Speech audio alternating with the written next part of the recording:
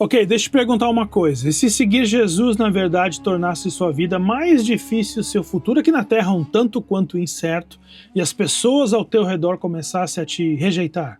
Você já pensou nisso, desse jeito? E se a fé que você segue agora, não entregasse aquilo que você esperava lá no começo, mas em vez disso te custasse amizades, status, estabilidades? Você já chegou sua jornada espiritual assim? Pois é, isso não é hipótese não, esse é o mundo da primeira carta de Paulo aos Tessalonicenses. Essa carta não foi escrita para uma igreja poderosa, ou uma igreja madura, ou uma igreja confortável. Essa carta foi escrita para gente que tinha acabado de crer em Jesus e estava já se perguntando se essa decisão tinha sido um erro. E a resposta de Paulo pode te surpreender, porque em vez de acalmar, ele ensina esse povo todo a viver preparado em um mundo que resiste ao Evangelho. Então, qual é o mundo por trás de 1 Tessalonicenses? Paulo escreve essa carta por volta do ano 50, provavelmente a mais antiga que temos dele, e talvez também um dos primeiros documentos de todo o Novo Testamento. Ele tinha pregado em Tessalônica por apenas algumas semanas antes de ser forçado a sair da cidade por causa da perseguição que ele estava sofrendo. A igreja era nova, a igreja era frágil, estava sob pressão social, pressão econômica, pressão religiosa, e Paulo escreve não para corrigir uma teologia errada, mas para fortalecer a perseverança de uma comunidade que aprendeu o evangelho muito rápido, mas de um jeito muito doloroso.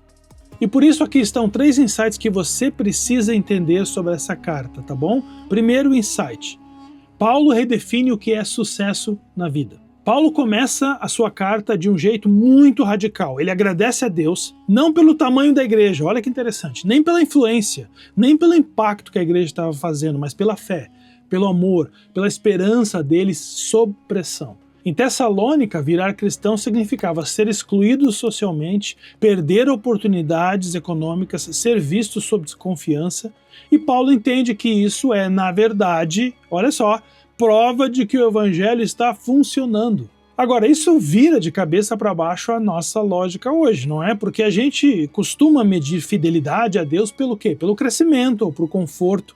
Paulo mede fidelidade por perseverança e transformação.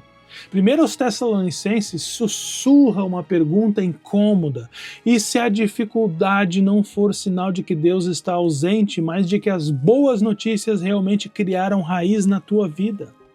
Segundo insight: o evangelho se espalha por vidas transformadas, não por influência. Paulo afirma algo um pouco inesperado nessa carta, tanto para o povo que vivia lá em Tessalônica quanto para a gente hoje. Os tessalonicenses se tornaram exemplo para os outros, sem tentar ser. Eles tinham plataforma? Não. Eles tinham proteção? Não. Eles tinham poder? Não. Eles simplesmente imitavam Paulo, que imitava Cristo, ou seja, enquanto sofriam com alegria. O evangelho não se espalhou porque eles eram impressionantes, mas porque eram visíveis e eram fiéis. E isto confronta a nossa ideia de impacto cristão hoje. Primeiro aos Tessalonicenses sugere que o evangelho não avança principalmente por estratégia, mas por vidas que, em silêncio, aprendem a assimilar o custo, ou seja, o compromisso de ser fiel e leal a Jesus. E isso nos leva ao terceiro insight: esperar pelo retorno de Jesus não é uma postura passiva, mas transformadora.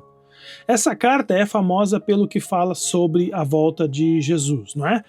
O problema é que muita gente perde o ponto aqui, porque a esperança da vinda de Cristo não serve para gerar pânico nem fuga da realidade, ela serve para moldar como você vive agora. Paulo fala sobre ansiedade em relação à morte, confusão sobre o futuro, preguiça disfarçada de espiritualidade, até isso ele fala. Porque esperar por Jesus não é se afastar do mundo, é viver atento, é viver firme, é viver responsável. A esperança cristã em 1 aos Tessalonicenses não é sobre especular datas e dias para a volta de Jesus. Na verdade, é combustível para a perseverança, para domínio próprio, para o amor. E por que então a 1 aos Tessalonicenses ainda importa para nós hoje?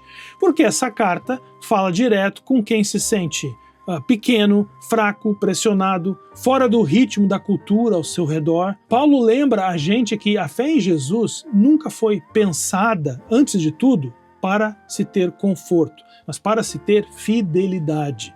A nossa fé não promete um caminho fácil, promete um futuro que vale a pena esperar. E aqui está o toque final. Primeiro aos Tessalonicenses mostra uma igreja jovem, vulnerável e sob ataque, mas profundamente viva.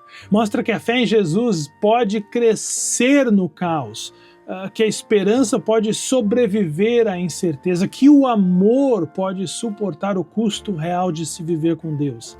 Essa carta não pergunta se você se sente forte o suficiente para seguir a Jesus, não.